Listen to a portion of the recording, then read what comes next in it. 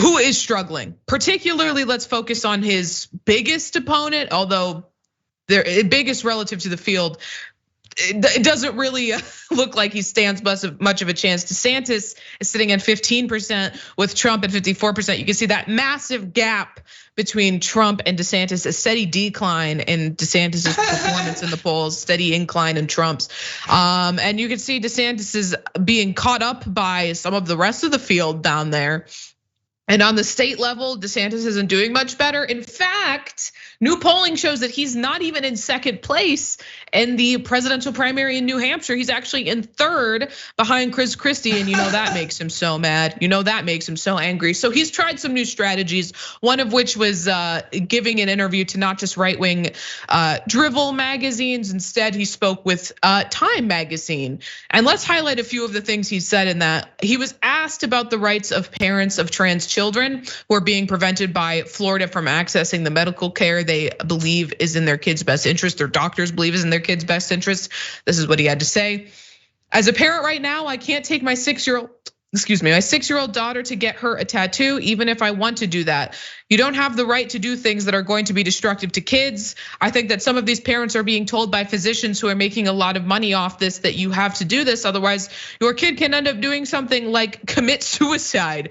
I think they get bullied into thinking this is the right decision. It is, he adds, totally appropriate for us to say that protection of children means that those things are not appropriate. I'll just add that this guy is horrible at the politics of this. I mean, that was such a huge misstep to even make that statement. Avoid the question. Why would you answer? Why would you bring suicide into your answer? Also, I want to. Who gets bullied into transitioning too? Like exactly. Like what? How can you compare giving a child a tattoo, something that no doctor in America is going to recommend is the best course of action to treat anything, versus medically accepted the best course of treating gender dysphoria in children is transition care? Absolutely absurd. I want to, before we get too much into this, I want to talk about some other things he said, because they did ask him what he would personally do if one of his kids were gay or trans. And his answer, absolutely non-answer, but also completely ridiculous given the things that he has passed as governor of Florida. He said, when I asked how he'll respond if one of his children turns out to be gay or trans, his eyes flash momentarily. He swiftly shuts down the question. Well, my children are my children, DeSantis says.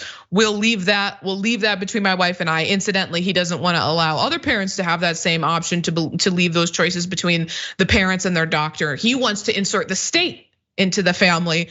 But as part of his campaign reboot, he also, again, political missteps everywhere. He fired his campaign manager and hired James Uthmeyer, who previously served as his gubernatorial chief of staff and has never managed a political campaign, not just at the national level, at any level. He's never managed a political campaign. And from that Time magazine article, the governor's got a great message, but people aren't gonna know about it if we don't tell them. Over and over in Iowa and New Hampshire, Uthmeyer says he hears voters say they were planning to vote for Trump, but changed their minds after hearing from DeSantis directly. We've got the smartest guy in the room. It's someone else, somebody who actually studies the policy, knows it inside and out, and has ideas to succeed in executing that policy. It's all about packaging that knowledge in a way that's clear and concise and relatable to voters. He likens DeSantis to a running back who waits for the right opening. Oh my goodness, just missteps everywhere from the moment this campaign launched through the entire thing. How can you say that you have support coming out of Iowa when you had to bus in fake supporters from other states and pay them to wear DeSantis shirts? I mean, Jackson, this guy's campaign has just gone off a cliff. Yeah, it has, and I feel so vindicated because I've been saying for quite some time that Ron DeSantis does not have the juice. He does not have what it takes. But I mean, whether it be telling a kid to basically F off and watch his sugar intake. He told the kid to screw off, and then I mean everything. Like your mind ends up blanking because everything he does, everything he says is crazy. I was laughing because he had the 1,000-yard stare. His life flashed before his eyes. Like, what if one of your children end up becoming one of the members of the queer community in some kind of way? And he was like, his whole life flashed. He was like, I prefer not to answer that. But you see Chris Christie polling past him, and he was the guy. I mean, Ron DeSantis, he had the red carpet laid out for him. He was the one. who was going to take over Trump. And now, I mean, I think it's still too far away and it's a bit of a stretch, but one, I won't be surprised if he drops out of the race at some point. Maybe not, but there's only so much, beating up a person can take. But I won't be surprised if he doesn't win re-election in Florida. And again, it's still a stretch to say that. But if he just keeps looking like a loser time after time after time, then he doesn't have a strong campaign going up for re-election. So again, it's still a little early to say that, but nothing about his brand is going up. It's all going down. And it's all because he drank the Donald Trump Kool-Aid.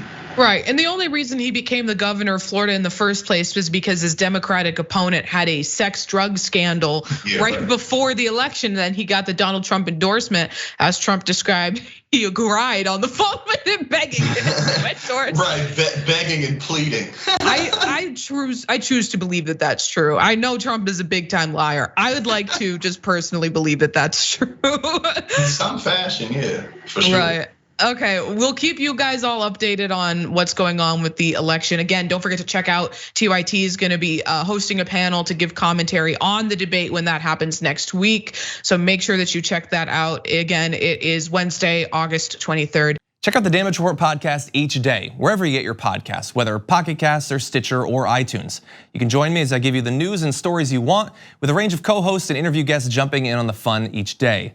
Again, that's the Damage Report, wherever you get your podcasts. And if you get them at iTunes, don't forget to rate and review. Sometimes I'll read them live on the show.